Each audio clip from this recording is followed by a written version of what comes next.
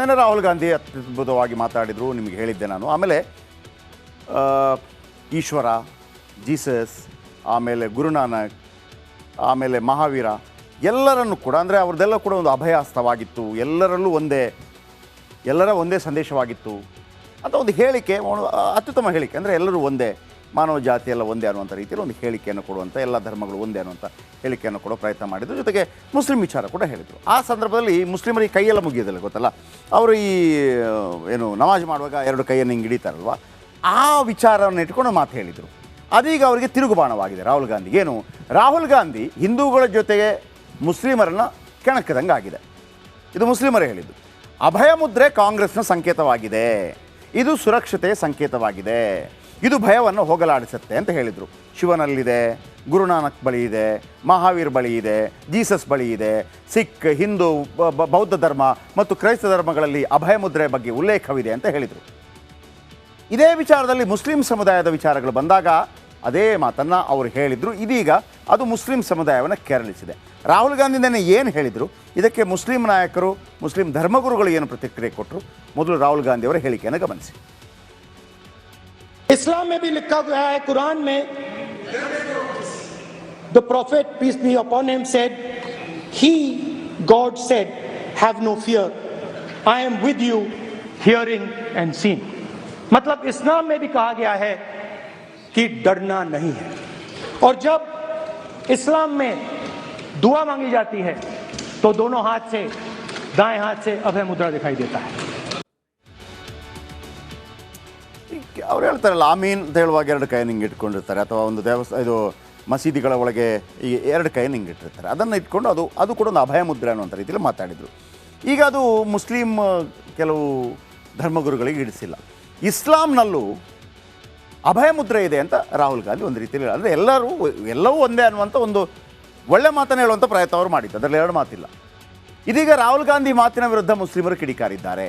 ಹಿಂದೂ ಧರ್ಮದಲ್ಲಿ ಅಭಯ ಮುದ್ರೆ ಬಳಕೆ ಇದೆ, ಅಭಯ ಮುದ್ರೆ ಈ ಥರ ಬಳಕೆ ಇದೆ, ಇಸ್ಲಾಂನಲ್ಲಿ ಎಲ್ಲೂ ಕೂಡ ಅಭಯ ಮುದ್ರೆ ಉಲ್ಲೇಖವೇ ಇಲ್ಲ ಅಂತೇಳಿ ಮುಸ್ಲಿಮರು ಹೇಳಿದ್ದಾರೆ.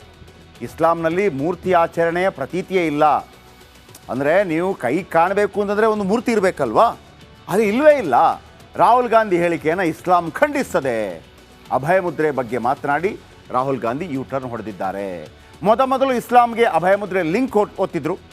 ನಮಾಜ್ ಮಾಡುವಾಗ ಕೈ ಮುಂದೆ ಚಾಚಲಾಗತ್ತೆ, ಆ ಕೈಗಳೇ ಕಾಂಗ್ರೆಸ್ ಚಿಹ್ನೆ ಅಂತ ಹೇಳಿದರು ರಾಹುಲ್ ಗಾಂಧಿ. ರಾಹುಲ್ ಗಾಂಧಿ ಹೇಳಿದ್ದು ತಪ್ಪು ಅಂತ ಮುಸ್ಲಿಂ ಮುಖಂಡರು ಹೇಳಿದ್ದಾರೆ. ಬನ್ನಿ, ಸೈಯದ್ ನಸೀರುದ್ದೀನ್ ಚಿಸ್ತಿ ಮುಸ್ಲಿಂ ಮುಖಂಡರು ಇದರ ಬಗ್ಗೆ ಮಾತಾಡಿದ್ದಾರೆ, ಏನು ಹೇಳಿದ್ದಾರೆ ಕೇಳಿಸ್ಕೊಳ್ಳಿ. अभय मुद्रा का जिक्र किया है और उसकी तुलना उन्होंने, जो मुसलमान इस्लाम में हम जो दुआ मांगते हैं दोनों हाथ जोड़ करके, उन्होंने कहा है कि अभय मुद्रा इस्लाम में भी है. देखिए, अभय मुद्रा हिंदू धर्म के अंदर विभिन्न मुद्राओं का जिक्र है, देवी देवताओं की, उनके अकॉर्डिंग जो देवी देवता हैं उसके अंदर उनकी विभिन्न मुद्राएं हैं, उसमें हो सकता है. लेकिन इस्लाम में मूर्ति पूजा या पूजा पाठ का कोई जिक्र नहीं है और ना ही किसी किस्म से अभय मुद्रा का. ಅಂದರೆ ಮುಸ್ಲಿಂ ಧರ್ಮಗುರು ಹೇಳೋದು, ನಮ್ಮಲ್ಲಿ ನಿರಾಕಾರ, ನಾವು ಒಂದು ಆಕಾರವನ್ನು ಪೂಜೆ ಮಾಡೋದೇ ಇಲ್ಲ, ಅಥವಾ ಒಂದು ನಿರಾಕಾರವಾಗಿ ಅಲ್ಲ ಅನ್ನುವಂಥ ರೀತಿಯಲ್ಲಿರುವಂಥದ್ದು. ಹಾಗಾಗಿ ನಮಗೆ ಅಭಯ ಮುದ್ರೆ ಅಂತಂದರೆ ಯಾವುದಾದ್ರೂ ಒಂದು ದೇವರು ಇರಬೇಕಲ್ಲ, ಅಂಥದ್ದು ಯಾವುದೂ ಇಲ್ಲ ನಮ್ಮಲ್ಲಿ. ಸೊ ಹಾಗಾಗಿ ಅವರು ಹೇಳಿದ್ದು ಸರಿಯಲ್ಲ ಅಂತ ಹೇಳಿದ್ದಾರೆ.